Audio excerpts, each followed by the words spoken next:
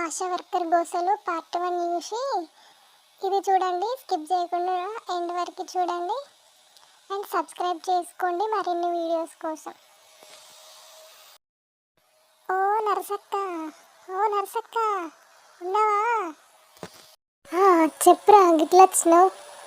ఇలా డ్యూటీ మావాడకేసిరనేది? అవునక్క, ఇవాళ ఇటు దిక్కే పడ్డది నా డ్యూటీ. అయితే కానీ కోడలు ఉన్నదా? అయ్యో, కోడలు ఉన్నదిరా, ఉన్నది లోపల ఉన్నది. ఇగో నేను గిట్టు మార్కెట్ దాకా పోయేస్తానని తయారై ఇటు వస్తాను. మరి డెలివరీ డేట్ దగ్గరకు వచ్చిందా? పంపిస్తాను ఇంకా మా దాంట్లోకి.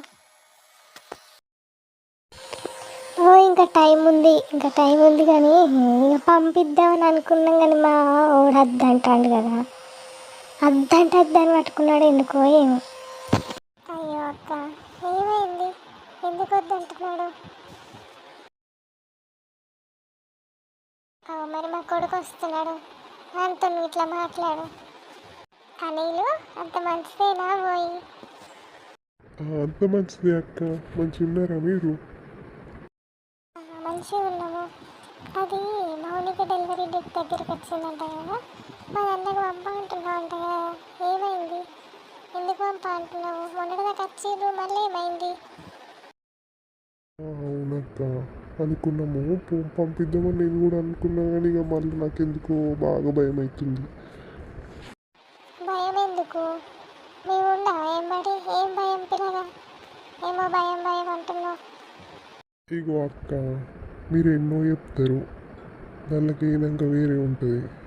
మొన్న మా దోస్తు కానీ భార్యను తీసుకువేరు, ఏ నర్సులు టైంకి రాక పాపం అని భార్య బిడ్డ ఇద్దరు చచ్చిపోయారు. ఇక నాకు అప్పటి నుండి గవర్నమెంట్ హాస్పిటల్ అంటేనే భయం అవుతుంది. ఇక మీరేమన్నా అనుకోరు అక్క. ఎప్పుడో ఒకటి అట్లా జరిగింది, ఊకే జరుగుతాయా? అయినా ప్రైవేట్ హాస్పిటల్లో జరుగుతలేవా? అక్కడ గంతే ఉన్నది, అంతటా గంతే, ఏదో ఒకసారి జరుగుతుంది. ఇక ఆయనతో మాత్రమే రారా? అవునక్క, ప్రైవేట్లో కూడా జరుగుతున్నాయని కాదంటలేను, కానీ నాకెందుకు పంప బుద్ధి అయితే లేదు. అయితే పిల్లగా ఇక నీ ఇష్టం, బలవంతంగా నేను కూడా రమ్మనద్దు.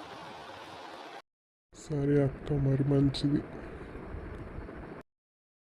చూసి రావాల, కొంతమందికి గవర్నమెంట్ హాస్పిటల్ అంటే ఇటువంటి అభిప్రాయం ఉంది.